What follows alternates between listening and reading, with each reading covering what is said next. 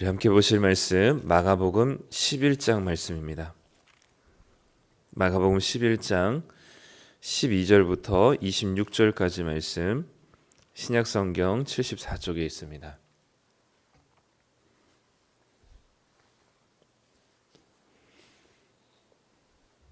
마가복음 11장 12절부터 26절까지 우리 다 찾으셨으면 한 목소리를 같이 읽겠습니다.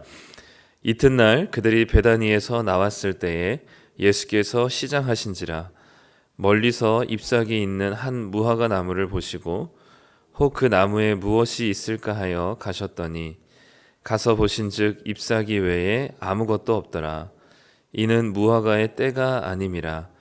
예수께서 나무에게 말씀하여 이르시되 이제부터 영원토록 사람이 내게서 열매를 따먹지 못하리라 하시니 제자들이 이를 듣더라. 그들이 예루살렘에 들어가니라. 예수께서 성전에 들어가사 성전 안에서 매매하는 자들을 내쫓으시며 돈 바꾸는 자들의 상과 비둘기 파는 자들의 의자를 둘러 엎으시며 아무나 물건을 가지고 성전 안으로 지나다님을 허락하지 아니하시고 이에 가르쳐 이르시되 기록된 바 내 집은 만민이 기도하는 집이라 칭함을 받으리라고 하지 아니하였느냐. 너희는 강도의 소굴을 만들었도다 하시매 대제사장들과 서기관들이 듣고 예수를 어떻게 죽일까 하고 꾀하니 이는 무리가 다 그의 교훈을 놀랍게 여김으로 그를 두려워함일러라. 그리고 날이 저물매 그들이 성 밖으로 나가더라. 그들이 아침에 지나갈 때에 무화과 나무가 뿌리째 마른 것을 보고 베드로가 생각이 나서 여짜오되 라삐어 보소서 저주하신 무화과 나무가 말랐나이다. 예수께서 그들에게 대답하여 이르시되 하나님을 믿으라. 내가 진실로 너희에게 이르노니 누구든지 이 산더러 들려 바다에 던져지라 하며 그 말하는 것이 이루어질 줄 믿고 마음에 의심하지 아니하면 그대로 되리라. 그러므로 내가 너희에게 말하노니 무엇이든지 기도하고 구하는 것은 받은 줄로 믿으라. 그리하면 너희에게 그대로 되리라. 서서 기도할 때에 아무에게나 혐의가 있거든 용서하라. 그리하여야 하늘에 계신 너희 아버지께서도 너희 허물을 사하여 주시리라 하시니라. 아멘. 네, 오늘 마가복음 11장 말씀입니다. 계속해서 우리 예수님 잘 찾고 계신가요? 네. 네, 오늘도 우리 말씀을 또 보면서 예수님이 누구신지 또 어떤 분이신지 한번 또 찾아보는 시간이 됐으면 좋겠습니다. 예수님께서 이제 예루살렘에 입성하시고 예루살렘에서 머물지 않으시고 다음 날 그 베다니에 갔다가 다음 날 다시 아침에 이제 예루살렘으로 들어오십니다. 아침을 안 드셨는지 아마 배가 많이 고프셨던 예수님께서 무화과 나무 한 그루를 보시고 잎사귀가 무성한 것을 보시고 열매를 기대해서 갔다가 거기에 이제 무화과 나무 열매가 맺히지 않았던 걸 보고 그 무화과 나무를 저주하죠. 그런데 알고 보니까 무화과 나무의 열매가 맺혀질 때가 아니었던 겁니다. 이 일련의 이 시간들, 이 상황들을 보노라면 예수님이 배고픔을 못 견뎌 하시는 분인 것 같아요. 아니면 이 배고픔이 해결되지 않으면 성격이 굉장히 성격 파탄자 같은 그래서 자기의 배고픔 허기진 것 때문에 무화과 나무를 영원토록 열매를 맺지 못하게 하는 저주를 내리시는 굉장히 치사하고 한 그루의 나무를 소중하게 생각하지 않으시는 그리고 그때는 열매가 맺혀질 시기도 아닌데도 불구하고 열매를 기대한 예수님이 잘못한 거 아닌가라는 생각이 들 정도로 이 무화과 나무를 저주하신 이야기는 참 이해할 수가 없는 예수님입니다. 그래서 이 앞에 부분에 집중하다 보면 우리는 예수님은 이해할 수 없는 그리고 배고픔에 굉장히 민감한 예수님이라고 우리가 한 줄로 적을 수도 있을 것 같습니다. 틀린 건 아니지만 오늘 본문을 오늘은 무화과나무 이야기 안에 이 성전이라는 이야기가 들어 있어요. 그래서 우리가 지난번에 이 마가복음 안에서 그런 종류의 이야기들이 여럿 있었죠. 그래서 야이로의 딸을 고치는 이야기 사이에 혈루증 앓는 여인을 고쳐준 이야기가 바로 그러한데 그렇게 한 이야기 안에 다른 이야기가 삽입된 것은 달라 보이는 두 가지 이야기가 사실은 하나라는 얘기를 하고 있는 겁니다. 그래서 오늘 이 무화과 나무를 저주한 이야기는 사실상 성전을 깨끗하게 하시고 눈에 보이는 그 성전을 예수님께서 이 청소하시면서 그 안에 있는 것들을 다 뒤집어 엎으시는 모습과 무화과 나무를 저주하시는 모습은 사실상 같은 이야기를 하고 있는 거죠. 그래서 구약 성경에서는 무화과 나무나 포도나무를 이스라엘로 많이 비유를 합니다. 그리고 특별히 오늘 본문에서는 이스라엘을 얘기하면서 동시에 이 그 종교와 율법으로 점철되어 있었던 유대교 그리고 유대인들에 대한 예수님의 경고와 심판에 대한 이야기를 하고 있는 것이고요. 그 중심에 서 있는 게 무엇이었냐면 눈에 보이는 성전이었습니다. 그래서 무화과 나무는 사실 아무리 빨라도 5월 달에서 6월 달 정도 열매를 맺는다고 합니다. 그때 잎사귀가 무성해지면서 열매를 맺는데 예수님께서 지금 이 예루살렘으로 들어가신 때는 3월에서 4월 정도거든요. 무화과 나무가 잎이 아직 무성하면 안 되는 때입니다. 그런데 무화과 나무 한 그루가 잎이 무성해진 걸 보고 예수님께서는 열매가 있겠다라는 것을 기대하고 가신 거죠. 그런데 그 열매가 없었던 걸 보시고 저주하십니다. 나무의 풍성한 잎사귀와 열매는 아마 이스라엘 백성들의 번영과 축복을 이야기하지만 반대로 열매가 없다는 것은 하나님의 심판과 저주를 의미하기도 합니다. 그래서 이 당시에 이 성전처럼 화려하고 그리고 바리새인들과 서기관들을 중심으로 한 이 율법을 지키고 지키지 않는 것으로 인한 이 율법 중심적인 이 종교였던 당시의 유대교를 마치 무화과 나무의 잎사귀만 무성하고 열매가 없는 것과 같은 모습으로 예수님께서 보고 계시는 거죠.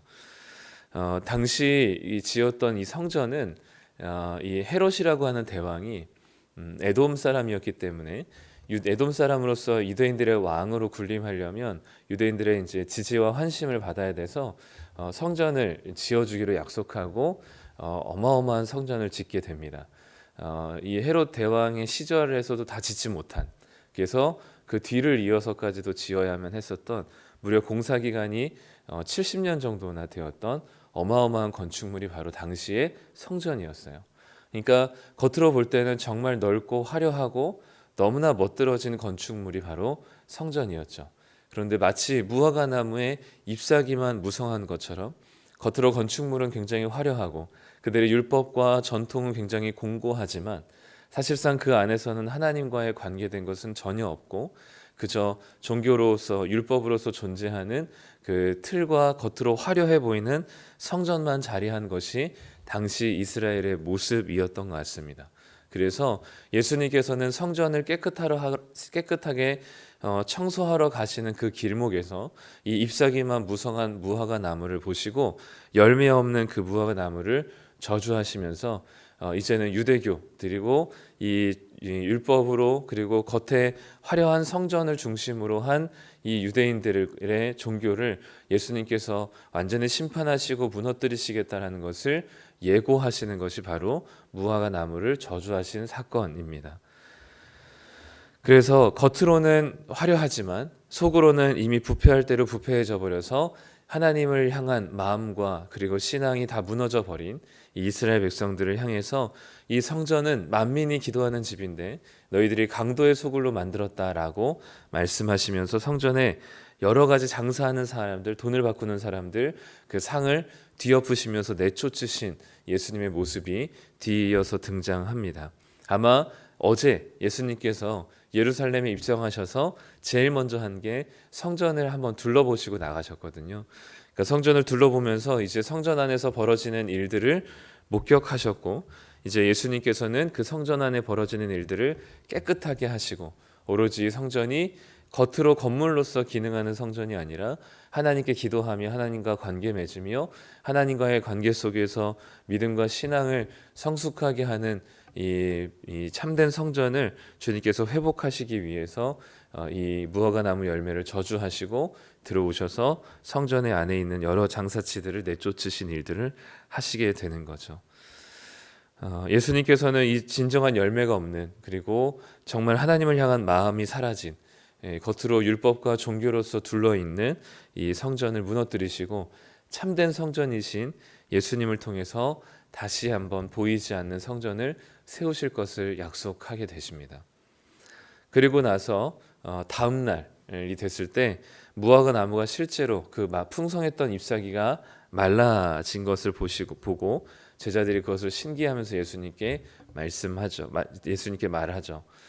그럴 때 예수님께서 이런 말씀을 하시죠. 우리에게는 되게 오해를 살 만한 말씀인데 24절입니다. 그러므로 내가 너희에게 말하노니 무엇이든지 기도하고 구하는 것은 받은 줄로 믿으라. 그리하면 너희에게 그대로 되리라. 23절에서도 누구든지 이 산더러 들려 바다에 던져지라 하며 그 말하는 것이 이루어질 줄 믿고 마음에 의심하지 아니하면 그대로 되리라 라고 얘기합니다. 즉 기도하고 의심하지 않으면 원하는 대로 다 이루어 주신다라는 거죠.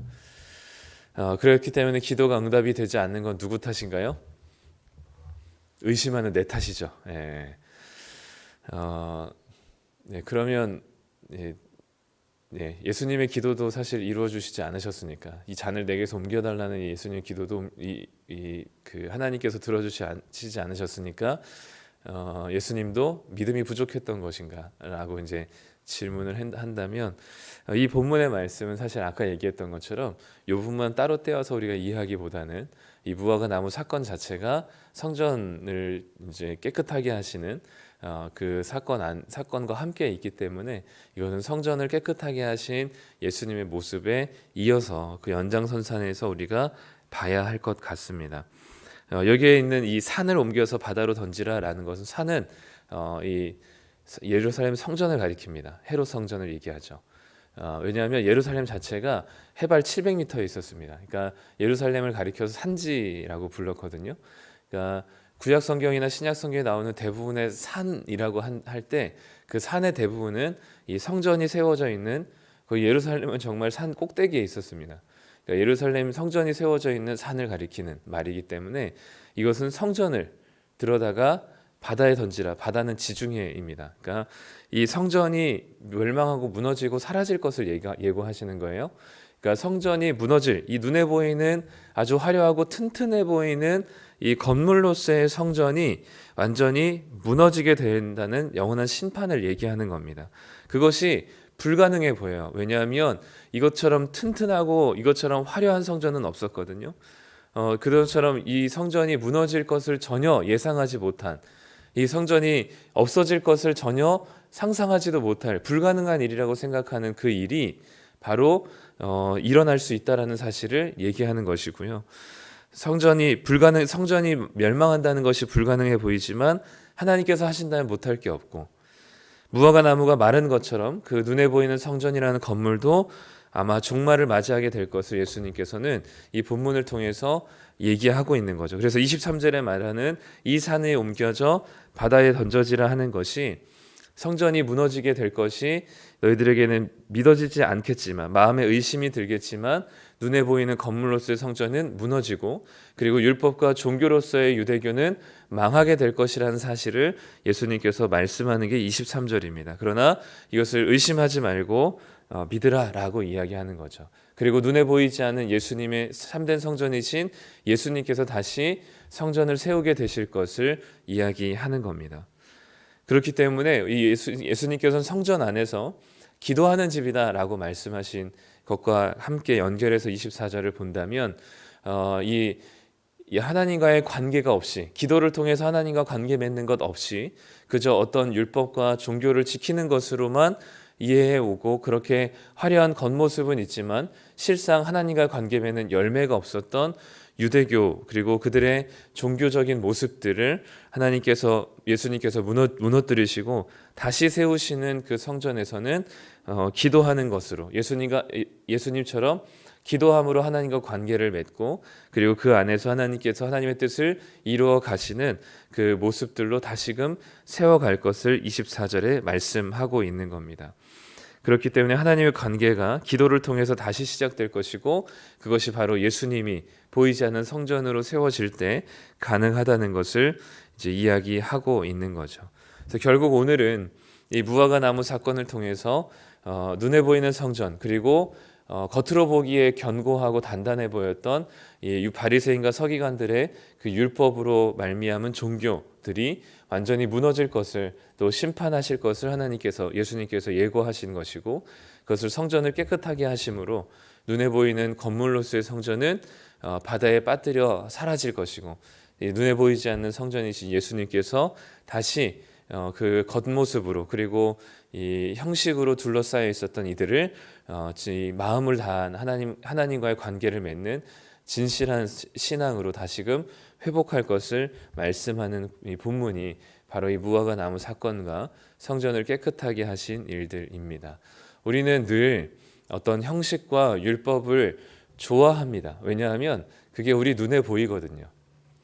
우리의 마음이 하나님께로 향한 우리의 기도와 또 우리의 진실한 신앙으로 하나님과 관계 맺으며 살아가는 것보다 우리가 겉으로 지키는 몇 가지 율법들을 지키는 게 훨씬 더 우리 눈에 보기에 편합니다. 우리 눈에 들어오거든요. 11조를 내는 것, 또는 주일날 교회를 나와서 예배를 드리는 것, 그리고 또는 예를 들면 말씀을 묵상하는 것, 이것들이 겉으로 보기에는 참 우리가 신앙생활 잘하는 것처럼 볼 수 있는 여지가 굉장히 쉬워요.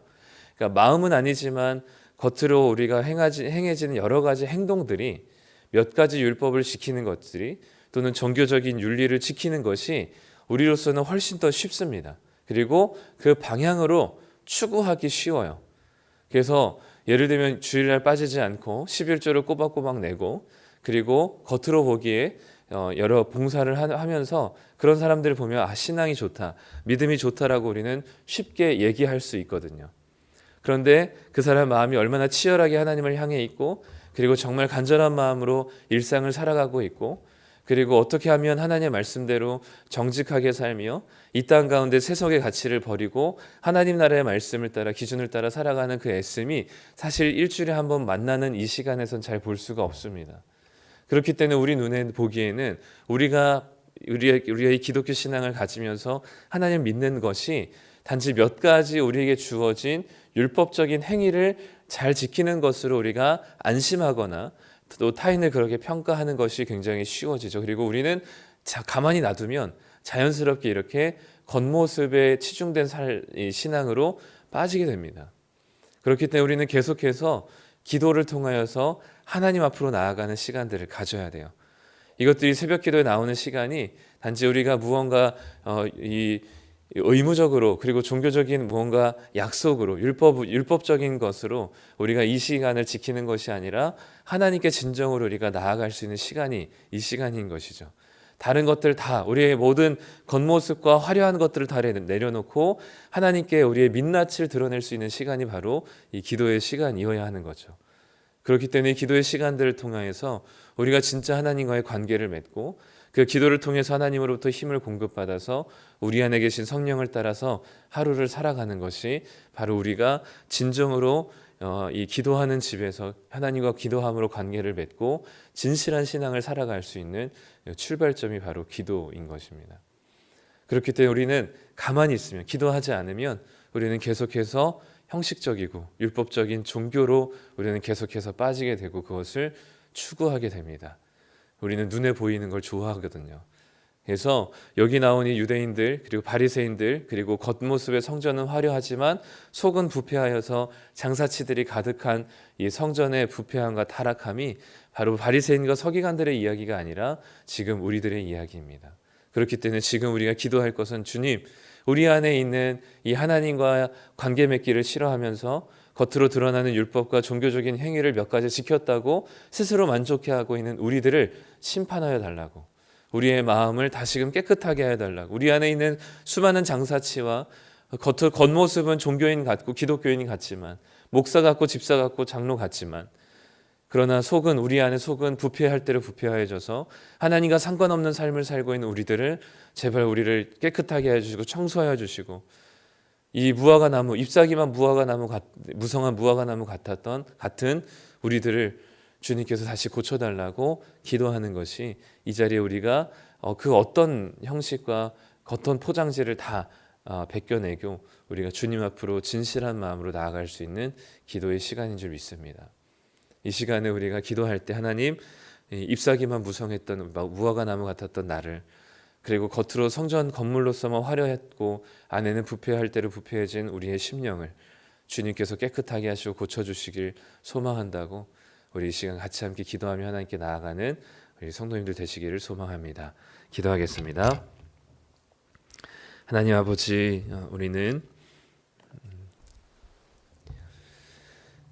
겉모습 보기에는 기독교인 같지만, 또 하나님을 믿는 사람들 같지만 우리의 속은 말할 수 없이 썩어 문드러져 있습니다. 어떤 성령의 열매도 맺지 못한 채 겉으로 드러난 여러 가지 종교적인 율법과 지침만 우리가 지키고 있을 뿐 우리 안에 그 어떤 믿는 자의 능력이 나타나지 않고 있습니다. 하나님, 잎사귀와 무성한 무화과 나무 같은 우리들을, 건물로서만 유지되고 있는 성전을 하나님 깨끗하게 하여 주시기를 소망합니다. 우리 안에 있는 수많은 부패하고 더러워지는 것들을 정결하게 하여 주시며, 하나님을 진실로 사랑하며 하나님과 관계 맺기보다, 마음을 다해서 하나님을 드리기보다 그저 몇 가지 행동 지침만을 우리가 지켜내면서 잘하고 있다고 스스로 착각하고 있었던 우리들의 심령에 돌을 던져주시고, 주님께서 베푸신 깨끗하게 하시는 상을 뒤엎으시며 이 강도의 소굴이었던 성전을 만민이 기도하는 집으로 바꾸셨던 것처럼, 하나님, 우리의 심령에 부패하고 더럽고 썩어진 것들을 주님의 이름으로 깨끗하게 하여 주시옵소서. 그래서 우리가 기도하는 이 자리가 하나님께 우리의 민낯을 드러내며 우리의 마음에 부패하고 더러운 것들을 끄집어내어 하나님께 회개하며 간구할 때 주님의 능력으로 우리의 심령을 깨끗하게 채워주셔서 참된 성전이신 주님께서 우리와 동행하심으로 우리가 진정한 하나님의 성전으로 세워짐 받을 수 있도록 주님 붙들어 주시옵소서. 오늘 하루도 우리가 그렇게 살아내기를 소망합니다. 우리의 마음과 생각이 주님을 향하게 하시고 우리 하루 종일 우리의 삶을 살아 누릴 때 하나님 나라 안에서 기쁨과 감사함으로 살아갈 수 있는 자들 되게 하여 주시옵소서. 감사드리며 예수님의 이름으로 기도드립니다. 아멘.